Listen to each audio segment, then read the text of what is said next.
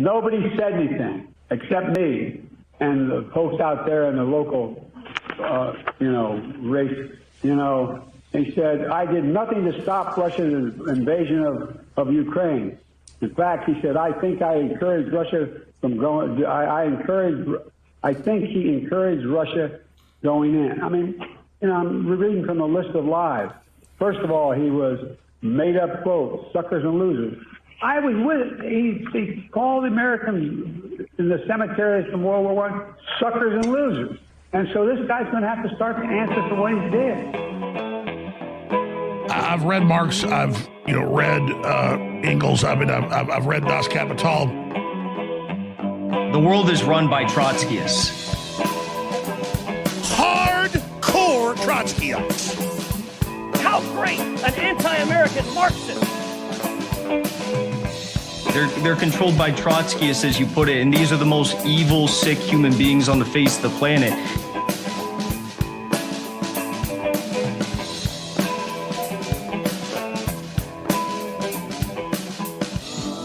You're listening to the Left Opposition podcast with Chris, Joe, and Doug, and that was President Biden and his post-debate tour. I think it's going well.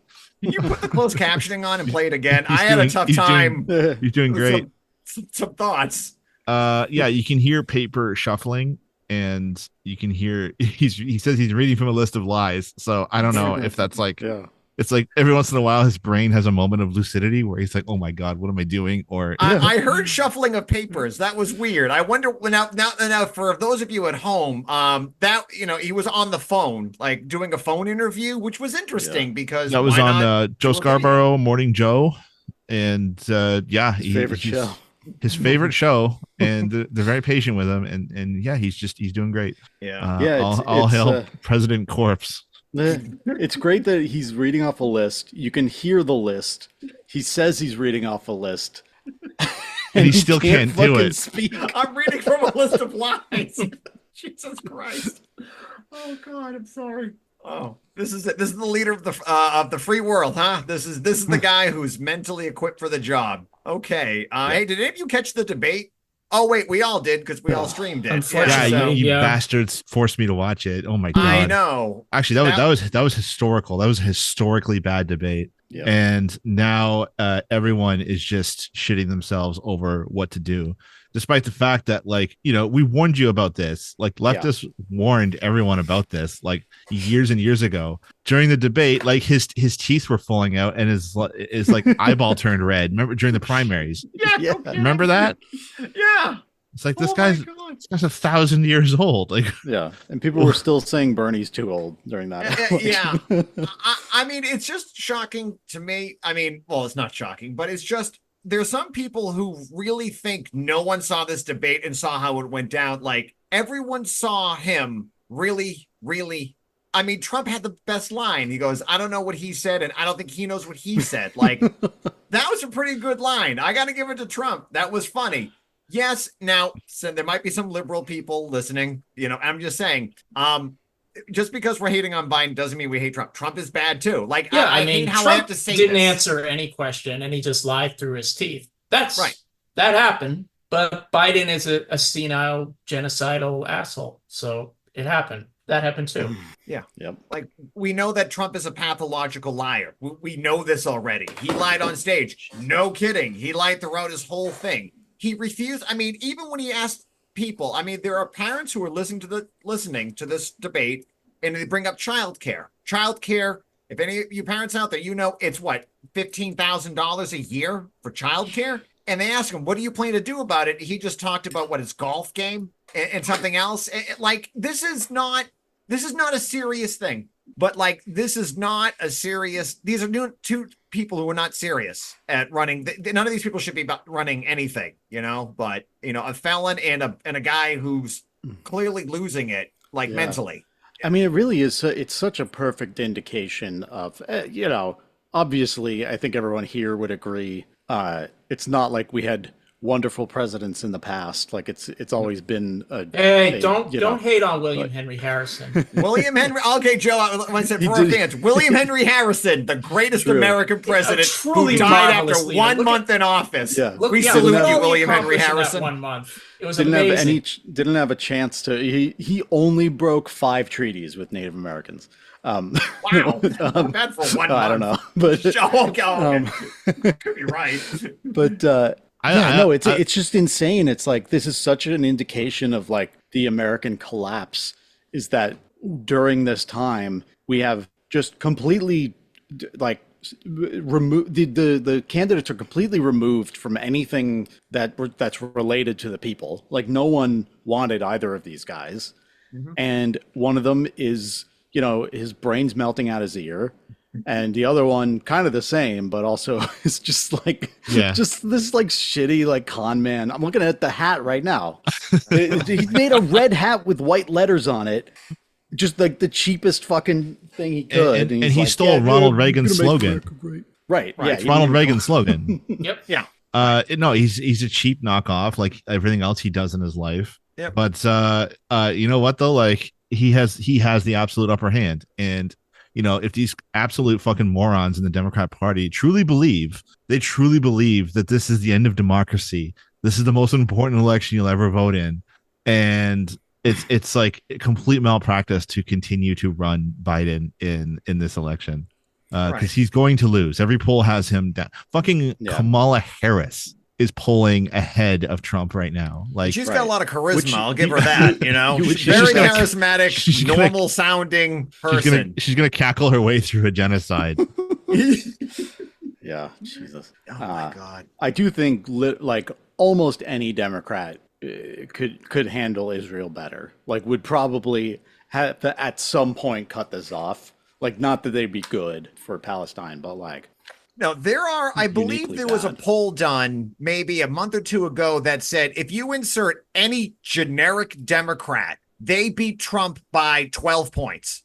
Any generic Democrat you can just put up there, they'll beat them. Like you could put in, you know, like I said, really exciting candidates like Amy Klobuchar or Pete Buttigieg. People actually are all jumping up and down for, but they'll win. All Biden has to do is step aside. But I mean, he actually really, I think, honestly, he really believes that he alone is the reason why Trump lost in 2020. Like he really thinks I'm the one that did it. Like not that no one voted for him, everyone voted against Trump. That's what motivated people. He also believes that like, you know, I alone can get the job done. I alone can work with these like, you know, Republican senators, and I alone can deal with Netanyahu. It's like, where have you heard this before? Right? Trump ran on I alone can fix it. Right? Remember that?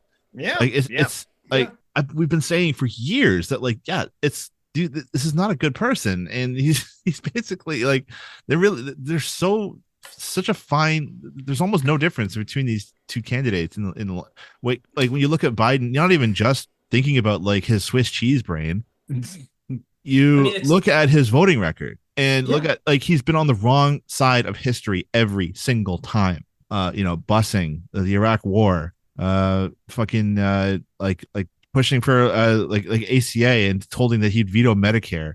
And in fact, he said during the debate he beat Medicaid. Although, like, I don't really think I think that was more of a slip up. I don't think he actually meant that. But anyway, it's, well, I mean, Biden beat Medicare. You know, I mean, there he goes. I mean, who's like they really think that normal people, not us, not people who eat, breathe, and shit like politics all day, but regular normal people just tuned in to see, hey, what's going on? Let's see what's going on. They like. The Democratic Party people really think they saw that and they went, there's my guy. Joe Biden really just mumbled his way through the whole speech. And like, he had a cold. He had like he was jet lagged. He's a quiet talker or something. Oh, he's a stutter. I mean, look at it like this. Like, okay, Biden versus Trump, you know, we're on the outside of that as communists. You know, we don't, but even from within like the Democratic Party framework, it's like, this is your standard bearer. This is the person you pick.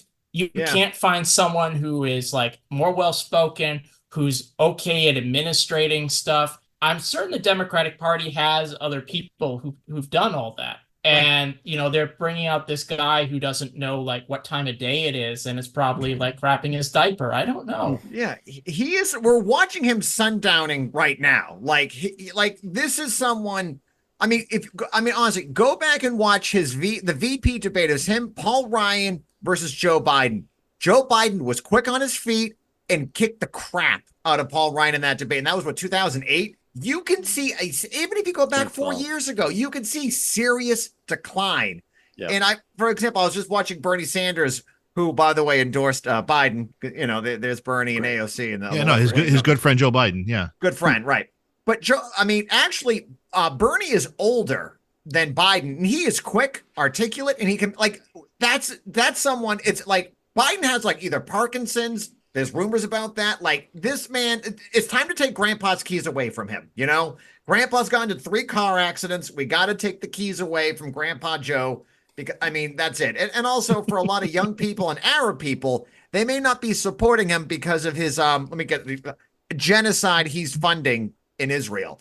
Like, there's consequences to your actions, Genocide Joe. Unfortunately, when he won in 2020, he won in part because people were sick of the COVID stuff and the Trump administration's handling of it. Obviously, there was the anger around, Black Lives Matter, and just, in terms of the economic crisis from that. And just because Trump was Trump, right. All of that. It wasn't because people were suddenly turned on to Biden's charm or right. They really liked his family, especially his kid Hunter. None of that. Maybe there was some weirdo who was like that, but I'm pretty sure that didn't win over millions of the electorate. Yeah. The fact that in the wake of George Floyd uprising, that he picked Kamala, California's top cop, as his VP, as a spit in the eye of Black voters, that should what's it gonna take? What's it gonna take for Democrats, just voters, to abandon this stupid fucking party run by idiots? Yep. And it's I genuinely don't think they either don't think that democracy is really on the line, because it's not, or at least their version of democracy. Because again, there was no major primary, there's no major challengers. Democrats, that primary was a joke. Democrats are suing states to get third parties off the ballot. This party does not believe in fucking democracy, and don't let anyone fool you otherwise. Here's the other thing: the Supreme Court just had that case that essentially gave Trump immunity, right? Oh, yeah. If Biden believes that Trump is this kind of existential threat, he can use those same powers to assassinate him. Yeah, pretty much. He could pick SEAL Team 6 and assassinate him. I'm saying it's but then that's what did right Biden there do? in the law now. Yeah, they can do it. But what did he do? So the next day, wouldn't you do that? What did he say the next day after that came out? He's like, "Don't worry, I'm not going to use these powers for anything useful." Okay, awesome. Right. Well, it's so telling that they made this decision now, that SCOTUS made the decision now, because they know that Democrats won't do anything. Right. They literally, while the opposition is in office, they're like, the president can do whatever he wants. Right. They just sat back, great. Yep. And to kind of go back to Aaron's point about the primaries too, I believe it was Florida and North Carolina didn't even have a primary election. They didn't even bother doing it. This is not a Democrat. There's some, because you hear some of the right, the people in the party. Well, what about all the people that voted in the primaries? The primaries were rigged. They went to South Carolina first, an anti-union state, more conservative, to make it look like Joe Biden was going to win the whole thing. They knew this was it. We had the no confidence votes, and was it in Massachusetts, Minnesota, Michigan, all those swing states, which had, I think, the no preference vote, I think had 15% in certain, I'm sorry, you're carrying out a genocide. Young people and Arab people, who are a lot of your core constituents, are not going to support you. And the progressives who think and you see some desperate people oh, we can't attack Biden now, it's too, this isn't your party. The left wing, look what they did to Bernie. They purposely, and I have a clip on that too from, because there's some, Representative Adam Smith of California, who's kind of a conservative. He says what everyone knew, but he just says it out loud on CNN. So I have a clip of that too later on. But yeah, we got a lot to cover on this. I keep seeing liberals online being like, I'd vote for a shambling corpse over Trump. And I'm like, well, don't you make it your wish. Don't worry about it. Right. Well, also it's every time they say that, I'm like, dude, that's great. That's great for you. I love that for you. But like, that doesn't change anything, right? Like, yeah, surely we can do better than corpse. Yeah, but it's just like, that if 85% of the country doesn't thinks he's too old, and like only 43% of voters want to vote for him, that he's not going to win, right? So it doesn't matter that you'd vote for like your own asshole. Like it's just not going to change anything. Right. They're just like, I'm like defiantly saying how I feel. It's like, well, it doesn't matter. Yeah. I mean, when people say I'd rather vote for a ham sandwich, at least a ham sandwich wouldn't carry out a genocide, because this corpse guy is doing it too. And also all the big Zionists in this country are like giving money to Biden, Trump rod. anyway. That's an old Simpsons reference, inanimate carbon rod. Yeah, they can give it a ticker tape parade too. We should. In Rock We Trust. Yeah. Yeah, we are. Aaron, you got a clip here, I guess. Yeah. This is Trump. Remember that. So in order to relate to the average voter, they started arguing about their golf game, because the average person can afford and has time to go to golf. So this is Trump announced the following at the rally. So tonight, I'm officially offering Joe the chance to redeem himself in front of the entire world.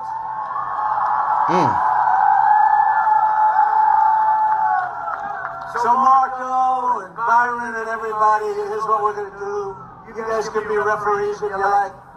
Let's do another debate this week so that Sleepy Joe Biden can prove to everyone all over the world that he has what it takes to be president.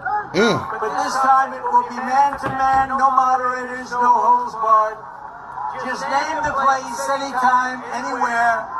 And in the debate, Sleepy Joe also declared that he wanted to test his skills and stamina against mine on the golf course. Can you believe this? Oh my God.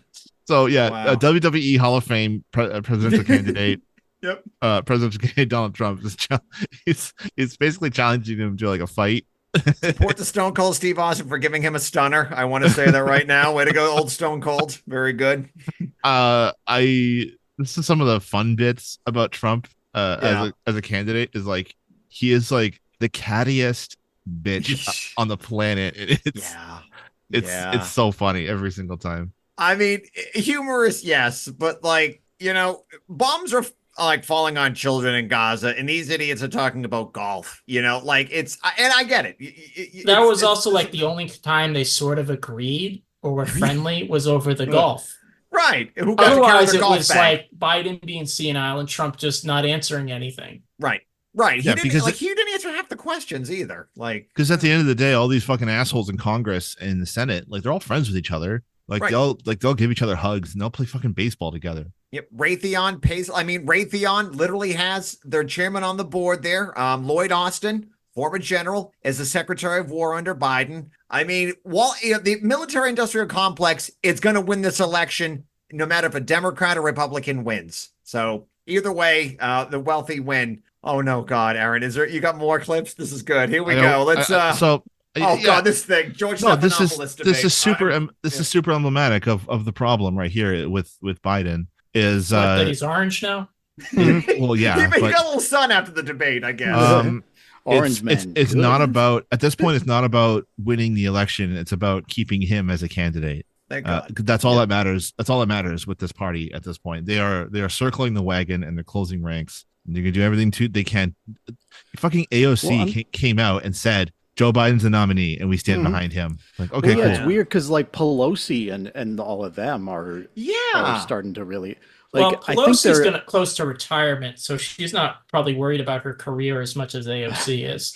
That's a good point. Yeah, opportunism. Yeah, got a point. Yeah, it sounds actually like they might be kind of maneuvering to make the final push to get him out. Possibly, yeah. Because it's like a strategic kind of trickle of senators coming out in this kind and of also our Massachusetts governor here, Maura Healey, even kind of gave it like, maybe it's time to, I think it's gonna start slow. You're gonna see it, but it's picking up steam. So yeah. All right, Aaron, hit us with what unfortunately is Joe Biden talking. Stephanopoulos, if you stay in and Trump is elected and everything you're warning about comes to pass, how you feel? And if you stay in and Trump is elected and everything you're warning about comes to pass, how will you feel in January? I feel as long as I gave it my all and I did the goodest job as I know I can do. That's what this is about. Did he say goodest? He said goodest. Did he say goodest? Yep. And anyway, yeah. So give it. This was a taped. This isn't even a live interview, and this is the best he could do, huh? I gave it a college try. Yeah. And I'm sure I'll just get a big old pat in the back.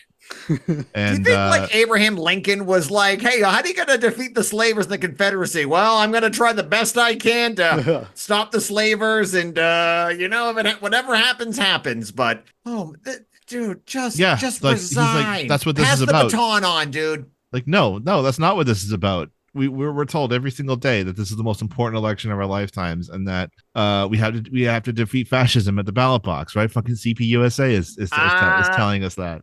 Yeah, I know. Way to defeat the ultra right. That's what they tell us. But Biden is like, well, as long as I did my best, that's all that matters. Like, that's oh my not God. the attitude, dude. This is like 11, 12 days out from the debate, and this is where they're going with this. Right. And they changed it because at first it was going to be a 1 hour live debate, then a 30 minute live debate. 30 then hour. It was like 30 hour and 30 minute. And then they're doing I believe it's like a 15-minute taped debate. Taped interview. Like, clearly this does not project confidence, and the polls are reflecting it too. So it's not looking good now, and wait until the Republicans and Trump start spending a lot of money. So, this clip I got right here. So Representative, was it Adam Smith of California, who is your typical kind of, corporate Democrat who's always going to defend, capitalism and whatever. But so he was asked about, how he got elected in 2020. So I'm just going to play the clip. I got two of them right now. So here's the first one. Adam Smith, he defends capitalism. The president talked today about how now it's all the elites who are trying to force him out. Right. Let's remember what happened in 2020. Okay, the president did not run a great primary campaign. He lost badly in Iowa, New Hampshire, and Nevada. He came out of Nevada, and Bernie Sanders looked like the presumptive nominee. And this exact same group of people, the elites, that the president is now deriding as elites. And by the way, they're not. They're Democrats, okay? They're party operatives, they're donors, they're volunteers, decided, and to all the Bernie supporters out there, I'm not judging this positively or negatively, they decided they didn't want Bernie Sanders to be the nominee. They decided that Joe Biden would be the better nominee. And credit, again, to the president. He decided that because he did 8 years as vice president. He did the years in the Senate. He had the record to be a strong president. And so they, through their support behind Joe Biden, and Pete Buttigieg and Elizabeth Warren and Mike Bloomberg and Amy Klobuchar, and I may be forgetting a few others, stepped aside for the candidate who was better. This myth that somehow Joe Biden came in and rescued us, it has been a nationwide movement since Donald Trump was elected president. And in 2020, that nationwide movement said, Joe, you're the best guy. So there we are. So they just admitted now that they rigged the primary against Bernie. They're saying the quiet part out loud now. Bingo. Exactly. This is exactly what we all knew. This was it. And he's saying it like it wasn't a coincidence, but I mean, the thing is, some people who know Joe Biden think like Joe Biden seriously thinks I'm the one that did it because of me. And that's the scary part about how narcissistic Biden is right now. Like, he has to see the polls. He has to know what's going on. But the Democratic elites, because remember in that Joe Scarborough interview, he talks about, the elites want me off. Like, the elites don't trust you anymore. Like, they don't think you have what it takes. That's why he saw George Clooney, a big celebrity guy. He came out today. He raised, I think, over $23 million in the last election cycle. Like, you're seeing this more and more. It's not good. Like, if you really, really want to defeat Trump Democrats, drop Biden. He's no good. And some people are just, you can't criticize Biden, saying that means Trump wins. But no, if you really want to win, he's losing. Regular, normal people do not think he has the mental wherewithal to do it. So, there we go. Finally admits it. But yeah. And then quickly, this clip too, also from Representative Smith. Over and over again, Joe Biden was not picked in 2020 because he was the only person who could beat Trump. He was picked because he was the only person that could beat Bernie Sanders, rightly or wrongly. And by the way, for the Sanders fans out there, I'm not judging, but that conclusion was made, okay? Oh my gosh, coming out of Nevada, Bernie Sanders is going to be the nominee. And people, just like they are now, back then said, I don't think that's going to work. So they were looking for an alternative. And tip of the hat to Joe Biden, he had the record. So there we are. So that's, they remember the Democratic Party hates the left, more than it hates the right.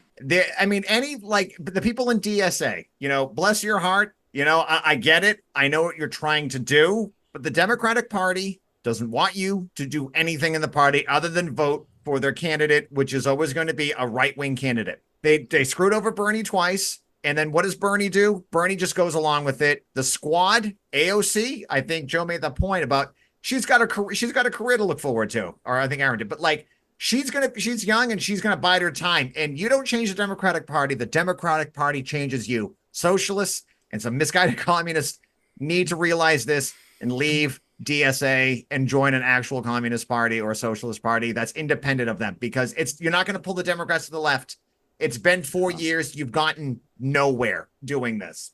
So I just wanted to bring that up because I don't know. Yeah. I don't know if you guys saw this too. The DSA's credit, the national section, not the New York section, but the national dropped AOC's endorsement because of that so-called anti-Semitic panel that we played, I think, on our last episode. Oh, wow. I'm actually not going to give them credit because, frankly, she's voted for the IDF pretty much since she has been in office. She broke strikes. She's voted for tax cuts for the wealthy, for the cops. And the fact is, she hasn't been expelled from membership. And ultimately, this comes down to they've expelled other people, including people locally here in Massachusetts who are DSA Democrats.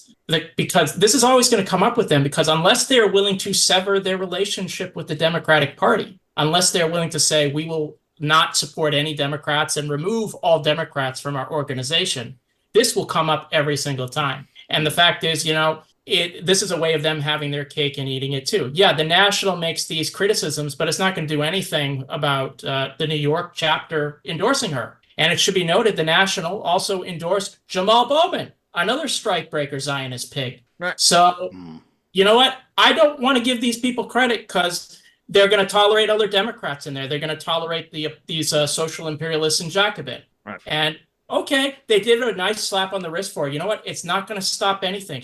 They need her more than she needs them. Bingo. Yeah. Yep. They have no control over her because they're not an organization. They're a wing of the Democrats. Yeah, and right now, I think the National has endorsed a Biden dropout. This is because, the rest of the Democratic Party, they're apprehensive about what's going on. I don't think it's actually principled because, again, it's not stopping them from endorsing Democrats, and that's the key issue for them. And until they deal with that, they are owned lock, stock, and barrel by the Democratic Party. Even if they get annoyed with one or however many members of theirs are doing things the wrong way.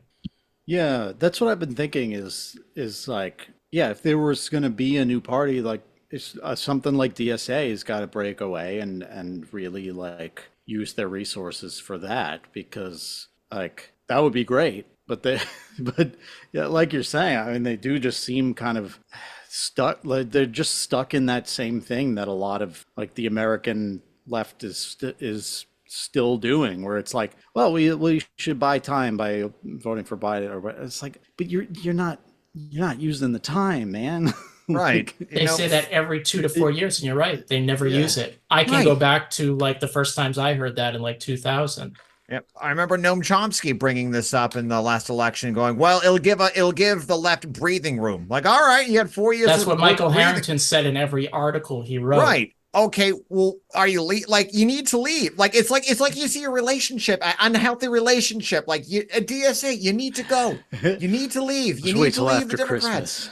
Right, I know, just one more chance, baby. I know I'd say you get single payer health care. I know I'd say that I give you too much tuition, but I'm the Supreme Court. My hands are tied. I can't, the parliamentarian said I can't give you $15 an hour. The parliamentarian folks, I can't leave them. Come on. All right. All right, a little bit, some brighter news. Some brighter news come up. There was an election in the United Kingdom, if you've not heard, and some good news, and then some bad news. Good news, the Tories have been voted out. That is great. Adios to those idiots. They've run, 15, 16 years of their rule. It's now all over. And now the right wing of the Labour Party is now running the government. It will do pretty much no change in any policy for Ukraine, maybe some minor window dressing over the policies of Palestine. I don't know what they're running on, but it's generally the consensus I'm getting is that they're not the conservative party. and that's better. Which almost sounds like American elections in some weird way. So remove the stone of shame and put on the stone of triumph. So that's pretty much what happened. Doug, if you make a hat trick, 3 Simpsons references, you get an Order of Lenin from me. So I'm just saying, well done, Doug. Hopefully there'll be another time. We got plenty of time left here, but that is true. But I mean, do they run on any progressive does anyone know any of the platforms the Labor ran on other than not being them? Because that's as far as I know, they basically won by default because like everything they're promising is barely indistinguishable from like a very like a Democratic platform, essentially, right? If Democrats ever actually put forward a platform, there's no platform, because like all we hear is Project 2025. Just to bring it back to American elections real quick, all we hear about is 2025, and we hear about Biden's record. There is nothing mentioned about what's going forward. What's your plan for when you're elected? What are you going to offer people to vote for you? Like, I know we know what we don't like. Say like we want to raise the minimum wage, we want more health care, we want to stop wars. Anything, right? But no, I think the Labor Party is just like I said. We're going to keep sending money and weapons to the Azov Battalion. We'll keep this war going. We'll fight to the last Ukrainian. More people are going to die in this war, but Now, someone who knows a little more about this, I heard at least briefly reading that apparently like 4 or 5 like pro-Palestinian independent candidates. Yeah, that was kind of good, in Britain. Right? Yeah, including I know, the guy that got kicked out. Yeah, at least we can look at some good news. He at least like does some of the rhetoric. He is pro NATO, but he does do some of the rhetoric. Corbyn? I know that the Revolutionary Communist Party, the British one, which is part of the Revolutionary Communist International, formerly the International Marxist Tendency, they ran a candidate one candidate, and I think got about close to 1,800 votes. And it was mostly a propaganda campaign, the type of stuff you do. You put out a revolutionary message, you spread propaganda for communism, revolution, that kind of stuff. Yeah. And it seemed like, at least generated a lot of media buzz. Yeah, she did great on a couple. I think, Aaron, you showed us, a clip. Yeah, we talked about her, Fiona Lally. She's great. Honestly, she looks very young, like not bad for young. I mean, I couldn't do that at her age. Yeah, she's probably in her early 20s, it looks like. She had a little bit of viral fame going on some right-wing talk shows and newscasts and creamed these guys. I was impressed. That was good, not bad. Especially two of those idiots, especially those 2 morons. Yeah, there's not a brain cell between them. She just completely clowned on these guys, and I think there was definitely some momentum there that I think they correctly sought to quote unquote capitalize on, and they ran her as an independent because it was the only reason really it was too late to run as to register the RCI as a party. So they ran her as an independent, and she got 1,800 votes. That's 1,800 people that saw the name Revolutionary Communist who knew this person and said, "Yes, that's my vote." And they went, "Cool." I think that's a small in a single district. Right? Yeah, that was impressive. And that was in spite of this like online feud that they had with another like a workers' party, workers party. That was what I was going to bring up. But yeah, okay, yeah. That's George Galloway. It's basically socially conservative, like socialism. So they're against wokeism kind of thing. Shit. Yeah, they're against wokeism, trans people. Great. It's like they'll do some like quasi anti-imperialist stuff, but for the most part, they really suck, and they didn't win any seats. Yep. Oh, well, I mean, like I said, George Galloway, to give credit when credit's due, when the Iraq war was going on and he spoke to Congress, folks, go on YouTube, that is an amazing speech. I don't know what happened to that guy from 2004. He was pretty good. This new guy in 2024, not so great. Yeah, he did one good thing in his life, and that was it. Yep. Yeah. I will say, though, in regards to this feud with Fiona Lally and the RCI, this is emblematic of trying to deal with and compromise with leftist liberal type parties, is that we as genuine revolutionaries are constantly being asked to compromise and set aside our ideals and vote for the more pragmatic, the less extreme version, because we don't want to scare people away. And it's just been decades and decades of just shifting further and further to the right, and that was just another. This was just another example. They all they tweeted about was how Fiona Lally stealing votes away from the from the Workers' Party candidate, and it was frustrating, and frankly, I'm tired of it. And good on them for not backing down. Yeah, good for them. All right, switching gears, keeping up with the election momentum. An inspiring story, truly. I think a lot of us felt a lot of dread coming up about the French election and Marie Le Pen, who is a noted piece of shit and a quasi-fascist or full-on fascist. I know Doug will talk at length about the history of the National Rally Party, but it looked like they were going to win the elections pretty overwhelmingly. But I remember seeing there was a rally of 100,000 anti-fascist people in France, which was a very nice thing to see. There was a lot of a lot of, deals and compromising because the National Rally won the first round, but it came out on top that they actually got kicked pretty hard in the teeth, and the left-wing coalition won out. There's a good picture of Marie Le Pen crying. So, that was kind of nice. Anytime a fascist cries, you're winning. There's always a good feeling we're all having there. But so there we are. I know the IMT had a pretty good article, but anything else?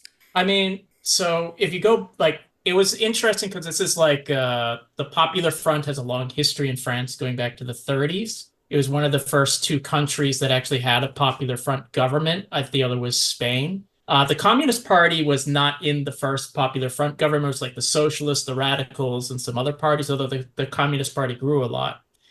But after World War II, there was another kind of Popular Front unity government. When they set up the Fourth Republic, the Communist Party actually had members who were prime ministers or deputy prime ministers for a few years. And they helped write the Constitution. They obviously had a lot of prestige because of the resistance. And, the PCF, which is the French Communist Party, was one of the largest communist parties in the world. It had about 20% of the electorate in France, and pretty reasonably until the 80s, when they were actually in another Popular Front government, basically, or the Common Left or something government with Francois Mitterrand in 1981. They had 2 or 4 ministers in it, but their vote total kind of collapsed because that government started instituting austerity measures, attacking workers' rights. And it kind of opened the way for the National Rally, or what was then known as the National Front, which was formed in 1972 by Jean-Marie Le Pen, who was a former paratrooper in Algeria, who was probably engaged in torture against the rebels there. And he's basically, if not a fascist, he's close enough that who the fuck cares? And he's noted for denying the Holocaust, defending Vichy. Whoa. He's anti-immigrant. He's a real piece of crap. He's still alive. He stepped down 10 or something years ago, and the one current leader is his daughter. Wow. And they changed their name, I forget when, but within the last 10 years to National Rally. But since the 80s, the National Front has grown from a fringe party unto, this huge thing. It's about a third of the vote. Yes. And, they the Communist Party's vote has collapsed for the last 35 years. They're lucky if they get 5% of the vote anymore. Wow. The French left is pretty, it ranges from the Socialist Party to Mélenchon's France Unbowed, which is kind of this left populist party. He's kind of anti-migrant, although interestingly, he has a history as a Trotskyist for 20 years. Oh. But he's not the only person. Another prime minister named Lionel Josephine, he was actually another former Trotskyist. So basically, further proof of the Trot to neocon pipeline. Yeah. Oh, don't tell the tankies that. But yeah, they gave up on Trotsky as a reformer is the key word. All right. Yeah. But to bring it all up to today, this is an abbreviated version. But after the snap elections, with the National Rally winning about coming in first, I think. Yep. The National, the Popular Front and Marcion's centrist liberals, they basically had we're going to support each other. So it's everyone from the Communist Party to some nominally Trotskyist parties, the Socialists, the Greens, and all these kind of technocrats and liberals and Gaullists. They're just united. So whoever came in third in the elections, they just drop out so they don't split the vote. And it was kind of an upset because I think everyone was kind of expecting the National Rally to come in. Mm-hmm. And it really is another instance of release the stone of shame and put on the stone of triumph, because we kind of know from history that popular fronts betrayal is inherent in them. Right. And truthfully, yeah, there are some progressive measures in their program. I think they say they want to recognize Palestine and tax the wealthy more, but they also want to send more weapons to the Ukrainian Nazis. They're pro-NATO, they're pro-imperialist. And it's important to note that any government that's formed, because no party has a majority, the Popular Front won a plurality. They won like 30-something%. There's going to be a coalition with like the center. That means they're probably not going to implement any of like their better platform pieces. And they're probably, because the left is going to be tied into the government, it's going to discredit a lot of like leftists and socialists. And because the National Rally is shut out, and wrongly, of course, they're going to present themselves as this anti-system party, and they're going to kind of galvanize support. Again, like the popular, this isn't even as radical as the 36 one or even the 45 one. It's pretty tame, but, you know, because of like the positioning of the National Rally, like people like are excited, but it's like, again, it's going to be a coalition government with like these bourgeois liberals who are going to tie the left to it like it's a tail on a kite. Mm-hmm. And it's really going to, I think, discredit the leftists in the long run. It doesn't mean the National Rally is like, you know, permanently defeated. You know, if defeating fascism could happen at the ballot box, this would have happened a long time ago. You know, Hindenburg won like over 50% of the vote in like the 1932 presidential elections. It didn't do shit, you know. No. So we'll see, but that's like my prediction. Like popular fronts don't have a good history, and it's really betrayal's inherent in it. And the National Rally, yeah, okay, they didn't win, but this time, but it's also like they're not going anywhere. Right. When they eventually offer no solution to the crisis, people are going to swing back. Exactly. Like their failures make the conditions for the far right to win. That's just the problem. Like, unless you actually root it out, like, you know, and I keep going back to this point, like you have to give the working class hope. You have to, and not just hope, but you have to give them things that improve their lives materially, not just empty slogans. So when you failure to do that, like, you know, I think the Macronist government was like cutting unemployment, raising like their working people are going to lose things from this. Places like Marseille in France used to be a stronghold for the Communist Party, but because their vote collapsed and they were kind of seen as like this establishment party, a lot of their vote shifted to the National Rally. Right. Again, that's not to say the Communist Party had the best politics. They really didn't. And anyone who's talked to me in private knows I really hate the French Communist Party. This is a true statement. But, you know, going from the Communist Party to the National Rally, at a certain level, you understand why it happens. It's wrong. It shouldn't happen. But, you know, like Chris said, you know, they're looking for an alternative. They're looking for hope. And they're getting false hope from the National Rally. Yeah. And I think you made a really great point, too, there about, you know, they're going to, you know, the National Front's going to be like, hey, we're the anti-establishment. Look, everyone hates us. This is it. Like, you know, look at us. We're going to offer you something. Like, they must hate it. Like, and you get that from Trump supporters. Like, well, all the people hate Trump, so he must be right. Like, no, they hate Trump because he wants to like put kids in cages, just like Biden. But like, you know, that's the thing. Like, they think, oh, see, we're on to something, you know. Oh, look, I think, you know, vaccines are bad and they're shutting down my website. They're shutting my Facebook page down. Well, I must be like, it's a persecution process. But like, you know, that's it. Misinformation and no hope and nothing materially fuels this crap. So, and the point too you made, it's discrediting the left by being a part of this stuff. You're right. I think that's a very good point. They're just going to say, oh, look, the far left and the liberals, see, they're all on the same side. That's, yeah. So great point, Doug. Absolutely. So I guess we're a bunch of curmudgeons then, because nothing's going great. We're happy some people lost. We can't be grateful that fascism has been defeated at the ballot box. I don't begrudge anyone who took like who opened a bottle of wine and celebrated Le Pen. It is losing. A big, right. I'm not begrudging that, but we got to be like sober about this. Yes. You know? Right. Yeah. Is it politically sober at least? I'm curious what you would say. We can't get on this cheerleading because we know if you read your Trotsky, you kind of know what this entails, and we shouldn't just ignore that because of the momentary thing. And I've seen like people that I thought were Trotsky saying, "Oh, why are you criticizing the Popular Front?" Because I know I've read history. Yeah. No, it's a bunch of nerd shit. I'm curious what you think, Doug. Like, is this or like could this be progress, or is it kind of like chasing another dead end? I mean, I don't think there's any progress in the Popular Front. It would be interesting if any of its components like break off or radicalize. I don't like, is France unbound? Does they have like an actual left wing? What about, I know there were a few small, like either Maoist or Trotskyist parties who stayed out. Are they maybe going to try and galvanize like anti-system energy? Because that's always good. Or maybe there's like been an influx of actual radical people in the Communist Party. It's not impossible. It's just unlikely considering their history. But, you know, it would be interesting. But ultimately, we know as Marxists, like the solutions are not found by like these parliamentary coalitions and shifting these, you know, seats and cabinet positions this way or that, or like passing legislation. It's going to come from like real, like revolutionary action, putting forward clear programs and slogans, and in the streets and the workplaces and that. And if there, you know, I really hope that there's actually a French left that can take advantage of that, you know, because France, you know, to its credit, has a long history of like a proud left-wing tradition going all the way back to the French 1789, Revolution. baby.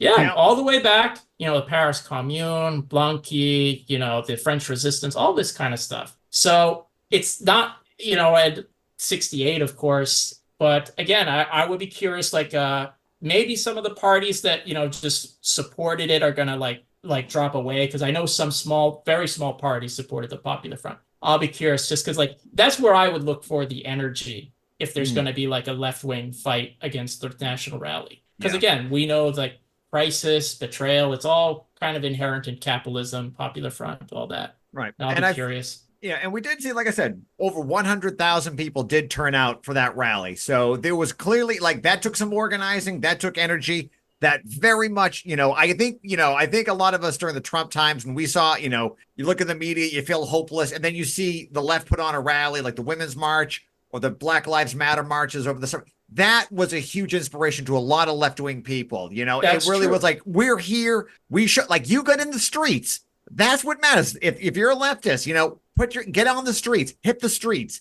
That gives people hope that we can actually do something. And I really think that was a key thing too. Like last year, it was like they had those so-called like pension reforms or something in France. And remember, like the workers and the unions were in the streets for like months with general strikes and fighting with the police. Because even though France, I think, has a smaller labor density, like organized labor density than the United States, pretty small. Like their 10%. Unions can be incredibly militant. Like, you know, they're like kidnap bosses from factories. They'll shut off snapping, they called it. Like they do all that kind of stuff in France, you know, and it's like it's very widely accepted. I mean, I would like more of it here, but I don't, you know, it would take time, obviously, to develop. But in France, it's like kind of like it's almost like a cultural thing. What a great culture. Which is, that's the kind of France we uphold and everything, not like the French imperialists and all that kind of crap. The Yellow Vest movement was another great thing, too. You know, where that ended up in Canada, the Canadian Yellow Vest movement got a little bit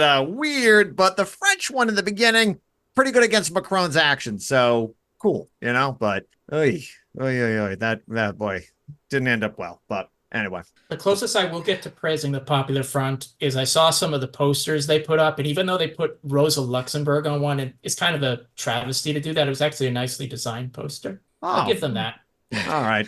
I mean, Alex Jones even once unfortunately shared her quote without realizing who she was. But Are you telling me Alex Jones doesn't know things, that he's uneducated? You know, let me be the guy out there to say it here. Alex Jones is a doofus. There, I said it. You know. But he's only 50, by the way. I thought he was like 64. Yeah, no kidding. Will Wheaton is 2 years older than him. Good God. Take that for relationship. Yeah. We've got 30 more years of Alex Jones. Good Lord. Oh, God, help us. Okay, so speaking of the electoral left and the role of the communist parties, there's some shenanigans going down at the CPUSA. Oh, there has been. Have you heard of this guy? We might have talked about him on the show, named Haas and his group Infrared, or anyone ever hear anything about him? I don't know if you have, but he's my favorite. He's a doctor, isn't he? Well, that's right. He took away an actual doctor. He called him Mister. He is just a traveling clown show, which you know, I don't know how he has any followers at all, but we definitely live in interesting times. But there was I don't know much about there seems to be a lot of infighting within the CPUSA right now, and but like one section I will say I did read about. It's hopeful. So I got a little bit right here. Let me see if I can read off some of the things. I mean, they've actually had an influx of members within the last 4 or 5 years. Yep. Yeah. And full They're disclosure, no longer like their median age is not like 80 anymore. No. Full disclosure, Doug and I are former CPUSA members. We had a goal once, I think it was in 2014, to pull the CPUSA to the left. I'm going to tell you, in 2024, our endeavor was not successful, and we left with, but we kind of tried, and that's a story in and of itself. But okay, yeah. So should we start with Haas first in infrared? Like, why did you bring that up? Oh, what's going on there? I know there was some purges going on. I don't know if anyone knew anything else, because I do know there's a healthy, normal group. They call themselves Marxist-Leninists. This is the Left Opposition Podcast. We call them Stalinists because we're all Marxist-Leninists. It's synonyms, yeah. Yeah, I'm just saying. What you I understand you don't get to is, take the name, all right? Yeah. You're called Stalinists. We'll call Trotskyists, all right? Yeah, we're Marxist-Leninists without the hyphen. Right, that's us. I sometimes say the hyphen's the river of blood, so we don't use that. Bolshevik Leninist is kind of a cool one. Yeah, I like that. I personally like that better. That's than a cool. That just sounds good. Yeah, I know. Yeah, so the CPUSA, they've had like an influx of members over the last few years, and obviously historically they've supported the Democrats since our grandparents were like teenagers. Yep. And at the latest convention, which was in June, they had some resolutions against like the support for the Democrats, which kind of got quashed. And at least one of the opposition groups is connected with Haas and Infrared, because if you go on one of like the recent streams, they actually Haas had 2 of them on. So that kind of disqualifies them in my eyes as actual Marxists, because first of all, if you're associating with Haas, you're a moron. Second of all, you're probably a fascist. And thirdly, you probably just want to have all the CP arguments. You just want to do them for the GOP and the Republic, instead of the Democrats. That's what you want to do. Yeah. So you shouldn't take them seriously. And in my view is like, the CPUSA leadership is horrible, and these people are also horrible. So mutually assured destruction. But Chris, I know you actually have information on other sections. Yeah. So thank you, Doug, once again. Really wraps up the Haas point. But so from what I read this, there was an article given to me by my only Stalinist friend. I know I called you a Stalinist, John. But it was the article Support the Struggle Within the CPUSA. So this group, now I think it's called Red Clarion, published it. But this is a former member who I think got purged recently, but their problem they had, and the point I want to bring, so they passed this, it was a resolution, it was called a comradely petition to the National Committee of the CPUSA. I think this was about their 2024 upcoming resolution. It was resolution 5. And this is what a lot of members and a lot of they call them clubs. We call them locals and others speak. But so this is what they put up. Examples of such breaches in the Constitution that they had a problem with the national leadership. Disregard of opposition voiced during the proposal of the rules of the National Convention. Extreme and unnecessary limiting of discussion time on the 2024 elections resolution, disregard of motions for divisions of the aforementioned resolution during its discussion, and the cultivation of a restrictive environment unconducted to fruitful and comradely discussion. And the petition goes on to say, therefore, we call for a democratic discussion to be reopened and resumed on the proposed resolution of the 2024 elections so that all opinions of the party membership may be represented and heard. This democratic discussion to take the form of a special national convention. This special national convention to focus on coming to a democratic decision on resolutions by delegates elected to this convention, state and district committees of the party to vote for a special national convention, and comrade members to rise above points in their respective party collectives to discuss, vote in favor of these cells.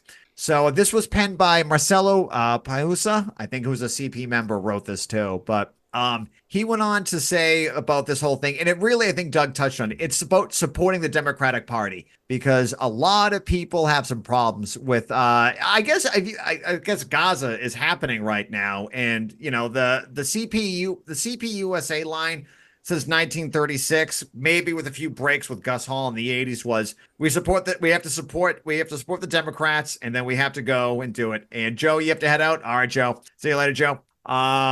But this is the point he said. The mistake should be rectified, not because of any of us is upset that his or her position lost and we want to win. They should be rectified because the true united action is not possible without comprehensive mutual understanding. We do not all have to agree, but we do have to hear each other out. Those with other perspectives were not. 5 minutes is not sufficient time to thoroughly discuss any serious issues, and certainly not the most contentious in the party with historical significance. This is not just bad for one side, but for the whole party. So the whole issue really is a lot of members, and especially Doug said, the newer members, they're done supporting Democrat. They're not doing it. They didn't even get to, it's not even that point, but like, there should be room for discussion. They should have a real democratic centralism is something that every Marxist-Leninist of all stripes believes in. And the core tenet is to have democratic debate and discussion for as long as it takes, and then having a vote. And once the vote's done, we've resolved it. And it sounds like that's not happening. And the faction led by Joe Sims, I'm sure Doug is not a huge fan. Would you be fair to say? He blocked me on my old Facebook account because I called him an idiot and told him to stop supporting the Democrats. Right.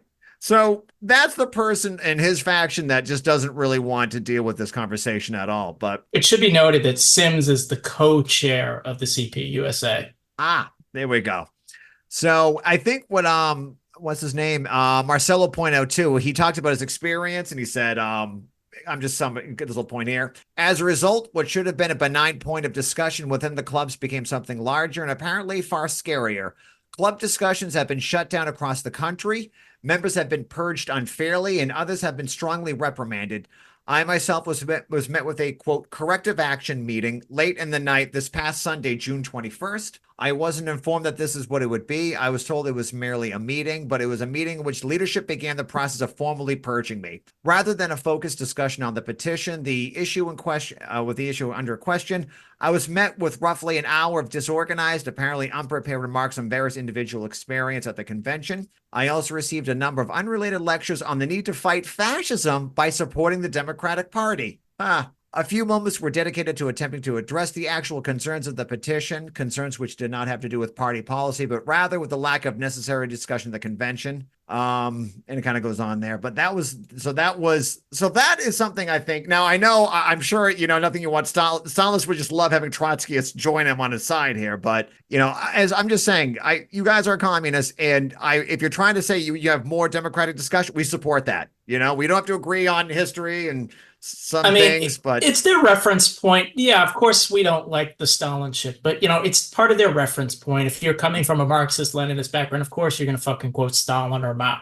Right. And it's interesting because when in 91 when there was a split, they became more openly social democratic. Yeah.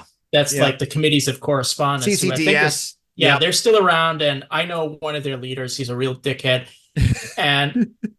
But it's interesting because there have been splits within the CP over the last 10 years. So one was a bunch of Hojis about 10 years ago. They became the Party of Communists. There was also the LA branch that became one of a Maoist faction, and now apparently that there's these other Marxist-Leninists. Yeah. So they seem okay. All that Stalin shit aside, I don't think there's anything there we would object to. Right. Yeah, if you call yourself Marxist-Leninist, then everyone should have a place to debate. But it just sounds like the bureaucracy just rammed through their idea. We do nothing wrong. We're going to, they always say we're going to defeat the ultra-right, which, okay, I guess by voting, because the hell's wrong with you? It's interesting because they have not had any opposition really to this line for a long time. And even though there's this reputation that they're liberals, it seems like when push comes to shove, they just revert back to these old habits of squelching dissent, expelling members, purging, basically what Uncle Joe did in the 30s, so they can do it again. Yep. So they can bare their teeth. Yeah. So speaking of leaders in history who may not be great, Doug, I believe, did you have anything, maybe a book or something or an article that maybe people could check out to further these thoughts and ideas? Yeah, so anyhow, I had a book published by Routledge about a month ago, and it's called The New Reformism in Karl Kautsky, The Renegade's Revenge. Personally, I wish the title and subtitle were changed, but publisher insisted.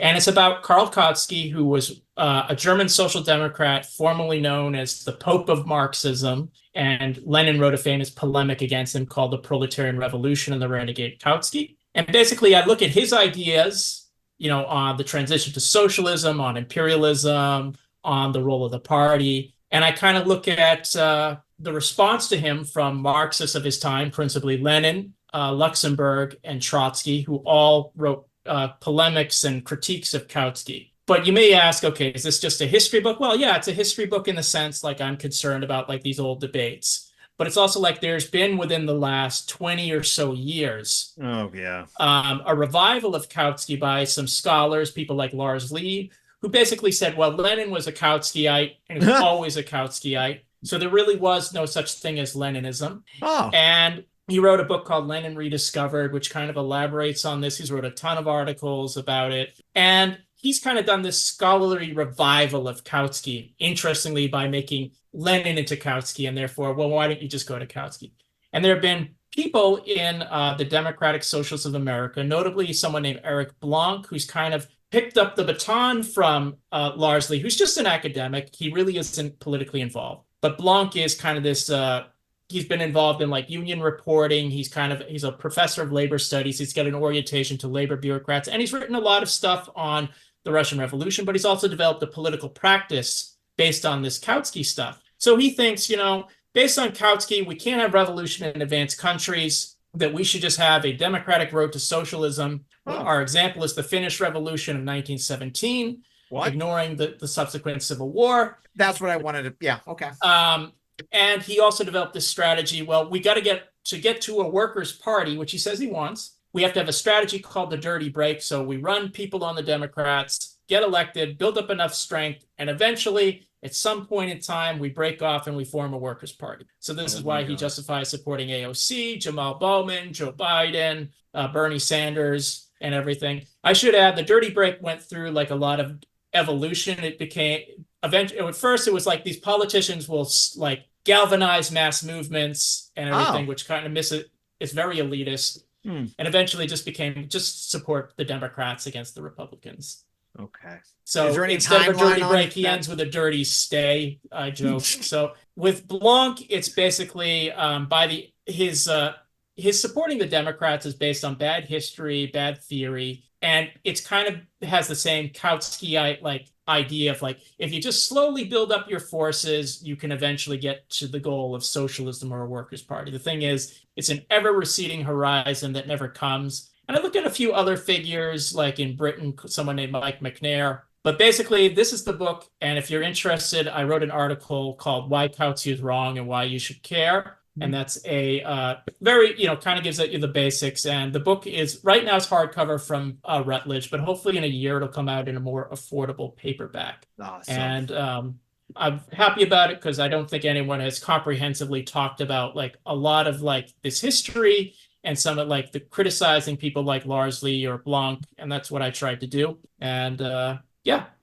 guess that's all I have to say. I hope that gave us a little extra time. That's good. I honestly can't wait to get into it. I don't have my copy yet, but I think why do we care about like these 150-year-old like dead European guys? And I see like on my Facebook is like people who are fed up with electoral politics as they currently stand, and they're looking to do other things and organize in different ways. And we keep going in circles on the left over the last century. Is like, well, you don't need theory. You just have to. We all know capitalism is bad, so we can just start doing stuff. Just do mutual aid. It's fine. Right. That not to disparage mutual aid, but like there is this dismissive attitude on the left of reading theory. Right. Yeah, like the Vosches of the world who definitely always mock that. And that's what drives me nuts about some of these liberals who like, don't read theory, just, do dumpster diving. It's just vibes. Right. And, like we're not reinventing the wheel. We've learned some lessons. And yeah, exactly, Aaron. Right on. Like the theory has been done for you. It's done. We have we have the We manual. actually have answers to certain questions. And ask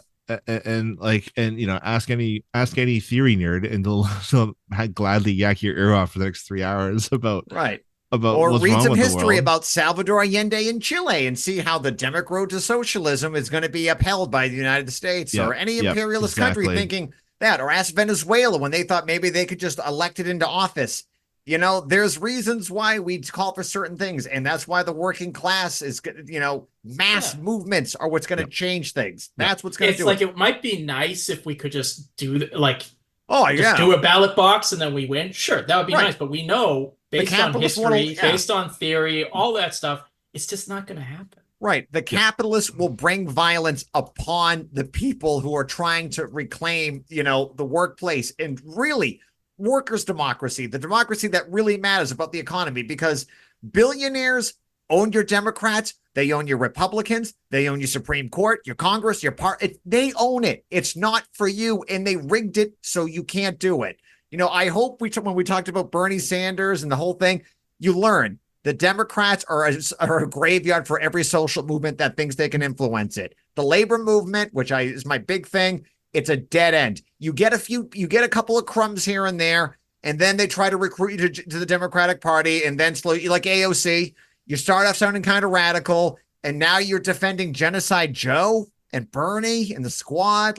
Here we are. If I may also plug a book for our listeners, who most listeners at this point have probably read it, is one of the most eye-opening texts was Socialism, Utopian, and Scientific. Oh my God. Yes. It is such a banger. It was one of those consciousness changing books for me personally. It was oh my God, he nailed it. I'm an Anglesist. I don't care. Why no one says an Anglesist, but Anglesist he's a Luigi of the group. Mario's Marx. I get it, but come on, give some respect to Luigi out there, huh? Jeez. And he nailed it 150 years ago, and he did it exactly correct. There's these undeveloped ideas about what socialism looks like versus the real practical solution is to organize the working class, and that requires effort, and that requires reading and getting outside and talking to people, and unfortunately a lot of leftists don't want to do that. I know.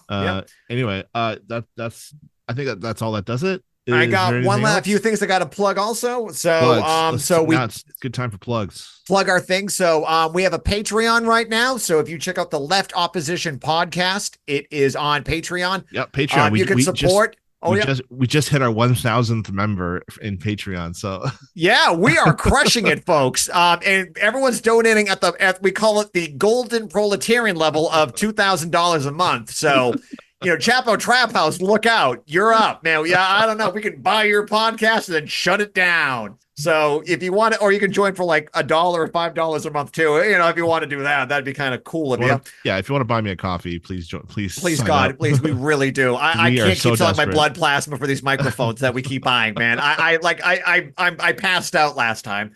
The Left Opposition Podcast at gmail.com if you want to send us a question directly. We also have a Facebook page, which is the Left Opposition Podcast, also on there too. And one thing too, if you want to see me, I'll be going to this, but this is the Socialist Party USA National Organizing Conference. It is going on July 27th, 28th, which is a Saturday and Sunday. You can register at socialistorganizing.org. I'll be there. I work on Saturday. I know we get all this money from Patreon, but I still got to work a regular job. So I work on that Saturday, but I'll be there on Sunday to check it out. So, hopefully I'll see some of you there. So that's all I got. I think we got it. Did we do everything? We plugged everything. Go buy Doug's book if you can. Buy every hard copy you can get, whatever it takes. And please download the show 5 times in a row. Make new accounts, whatever it takes. We're going to get there. So, all right, everyone. Thank you very much for listening. Oh, and I have a song I'll play us out on. Oh, all right. There we go. So, all right. Thanks, everyone. Be safe and keep up the fight and keep up the struggle. Really? Hi, Bernie. Hey, Bernie, just like last week, huh? Oh, Bernie, you animal. You are insatiable. Doesn't anyone realize he's dead? Roll the ball. Got it? On the ball. Vito, I'm telling you, Lomax is alive.